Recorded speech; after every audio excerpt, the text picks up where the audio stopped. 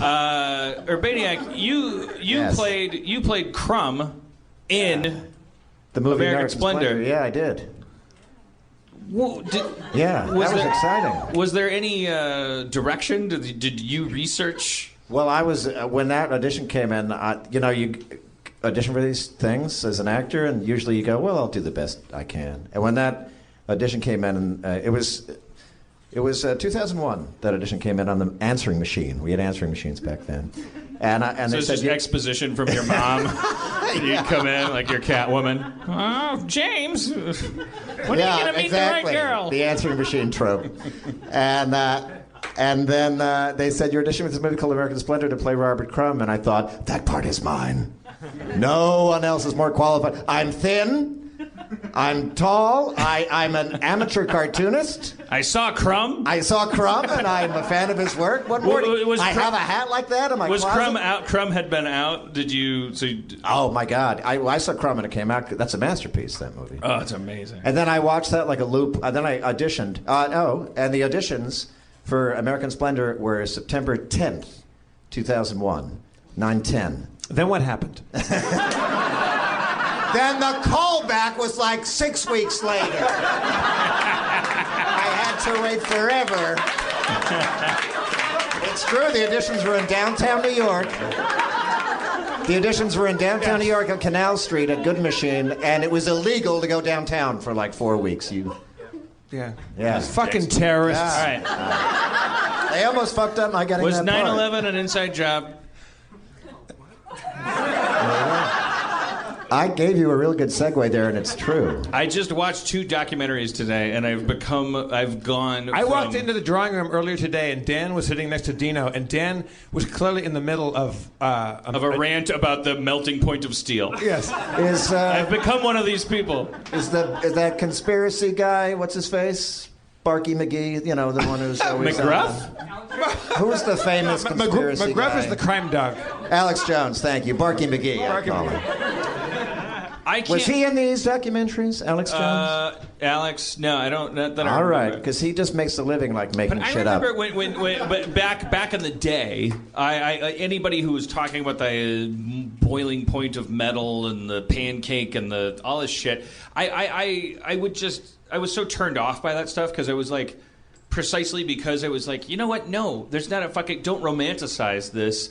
This is an actual, Jesus Christ, these people died and it's a fucking big deal. And more importantly, it's about the government's kind of ineptitude. That's what, I remember being in therapy sessions and saying to therapists, like, I'm just angry about this. These people, they didn't do anything. We pay our taxes. You're supposed to be in this no-fly zone. It's like I thought you're supposed to clip your Dilbert cartoons and you have your coupons for cat food, and I thought the whole exchange was supposed to ultimately have to do with security. But no, you can just go. I was mad about it back then. I was mad.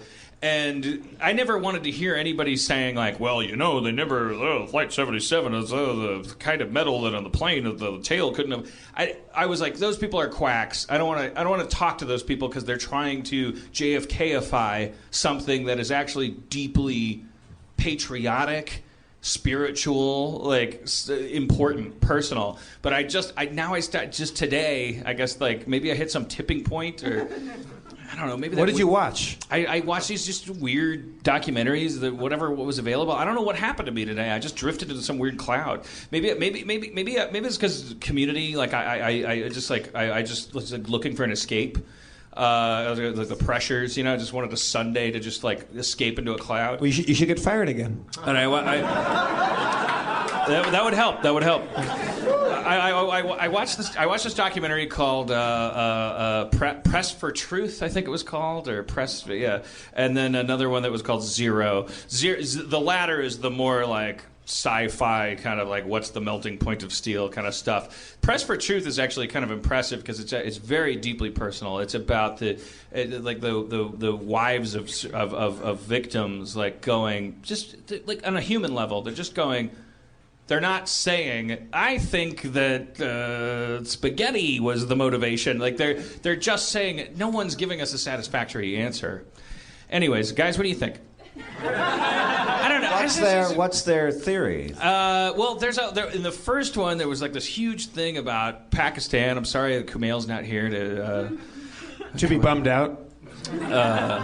There's like all this. I can't keep track of it. Your head starts to spin. That's the thing that conspiracy theorists have as an advantage. Is this the thing where they're saying, "Oh well, it was the American government did it themselves"? Is that what well, certainly the second of the two, the one that's called Zero. Yeah, it's all about it. Yeah, absolutely. The implication is that it's an inside job. Dan, if you had to guess right now, with what limited information and intelligence that you have, as is my job. You know, I'm not saying you have to be right, but if you had to go from your gut with what facts, information you currently have, what do you think happened? Honestly, I swear to God, I'm not kidding. Like, I have no idea. I don't know. I swear. Do you think a plane hit the Pentagon? God damn it! Now I watched these two things today. Yesterday. From your gut, Dan. TMZ's not here. Yesterday, I would have said yes. There is no gut. That's the problem. Like, there is no I watched two documentaries today. Here's the problem with conspiracy theorists. You're still processing with what's going on. They get to conspiracy theorists. Like, they're dangerous. That's a dangerous industry. They get to leave out things that don't service them. Like, there's something marketable about saying JFK didn't get killed by Lee Harvey Oswald. Right. That's why this guy Alex Jones, he makes a living doing this. You're incentivized every inch of every magic bullet's pathway. You're incentivized to fudge, and that's not cool when you're dealing with stuff that people actually care about. Would you be more content knowing that it actually happened as reported, or that there actually was, hocus pocus going on with the government? I would be way more sad. I hope to God that 19 fundamentalist guys from Saudi Arabia climbed into planes and did horrible things and flew them into things, and that was that. I would much rather life be like that. These things take you down a rabbit hole, though. You just go you're so unsatisfied by that truth. James, this is the point in the show where the guest has to start interviewing Dan. Yeah. Because James, what do you think? James, come on, tell us, James. James, tell us. Well, the government. You're Dr. Venture. What do you think? 9/11 was an inside job. See? Dr. Venture doesn't say see. I think the government the people in power already had a wet dream for many years that some tragic event would happen that would allow them to go off preemptively, knocking off dictators and stuff. Yeah. And there's this thing called the Project for the New American Century, which what? PNAC. Yeah, exactly. Yeah. Those are the letters that. It's like we're in Washington Square Park here, and there's a thing in there that says we really want to go off and knock off dictators, but we need a really good incentive to do it. We need a Pearl Harbor. And then, but then you'd think they'd be really good at going in and knocking off. And then in September 2001, Christmas came early to the people who wrote that document. Yeah. So I can see why you can kind of conflate that desire and change it around a little bit and say those people made that happen, but they didn't. Except although they that were no wishing dictators for it. ever get knocked off, and the economy is not booming, and there is no I could see how those guys would be their wet dream, but I don't think they engineered it. No, I don't think because they engineered obviously it did not work out. I mean, he's not acting that he's shocked. He's just sitting in that fucking kindergarten class for 10 minutes going, I don't know what to do. I honestly don't know what to do.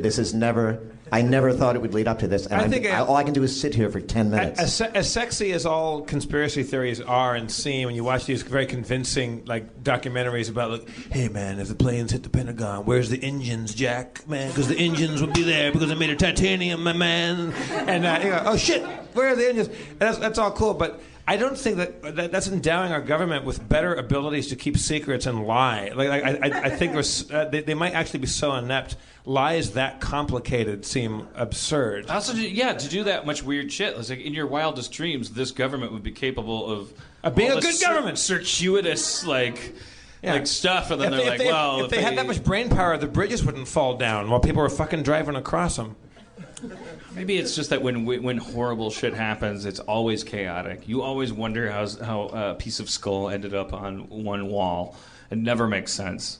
And then you have 10 years. What wall are you talking about right